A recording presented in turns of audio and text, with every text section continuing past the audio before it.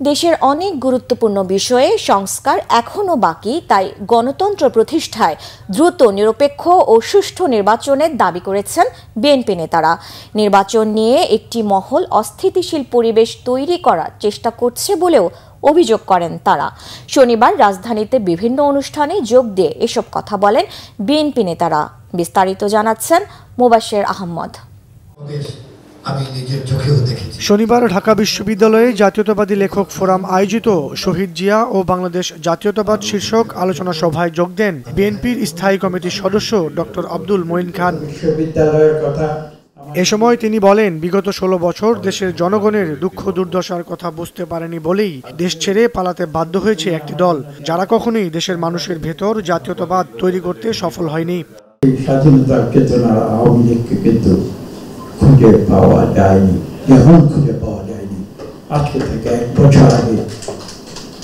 থেকে এক বছর আগে 5ই আগস্ট আওয়ামী লীগ যেভাবে পালিয়ে গিয়েছিল, এটাই হচ্ছে আওয়ামী লীগের চরিত্র।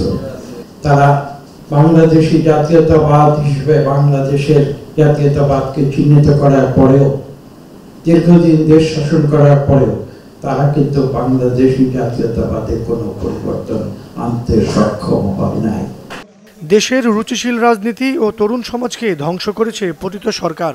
এমনকি বাংলাদেশের ক্রীড়া অঙ্গনকেও দলীয়করণ করা হয়েছে বলে মন্তব্য করেছেন বিএনপির আরেক স্থায়ী কমিটির সদস্য হাফিজউদ্দিন আহমেদ। শনিবার বিকেলে ধানমন্ডিতে জুলাই অভ্যুত্থানে শহীদদের স্মরণে ফুটবল টুর্নামেন্টের উদ্বোধনী অনুষ্ঠানে একথা বলেন তিনি।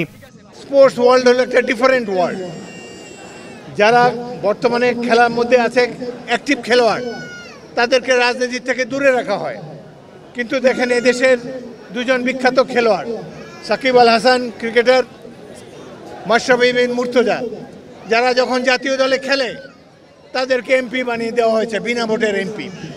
তো বেচারাদের খেলাও নষ্ট হলো, রাজনীতিতেও তারা কন্ট্রিবিউশন করতে পারেনি।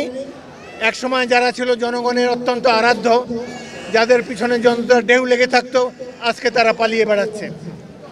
এই কৃতিত্ব আওয়ামী লীগকেই দিতে হবে।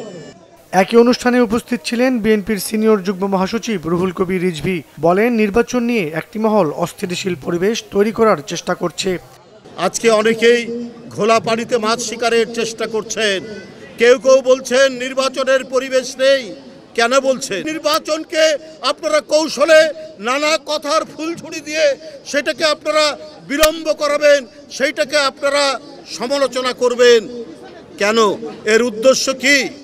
গণতন্ত্র পুনঃপ্রতিষ্ঠার জন্য দেশে দ্রুত সুষ্ঠু নিরপেক্ষ নির্বাচন অনুষ্ঠিত হবে বলেও মনে করেন বিএনপি নেতারা। একটি সুষ্ঠু নির্বাচনের ব্যবস্থা করবেন। মোবাশ্বের আহমেদ, বাংলা ভিশন, ঢাকা।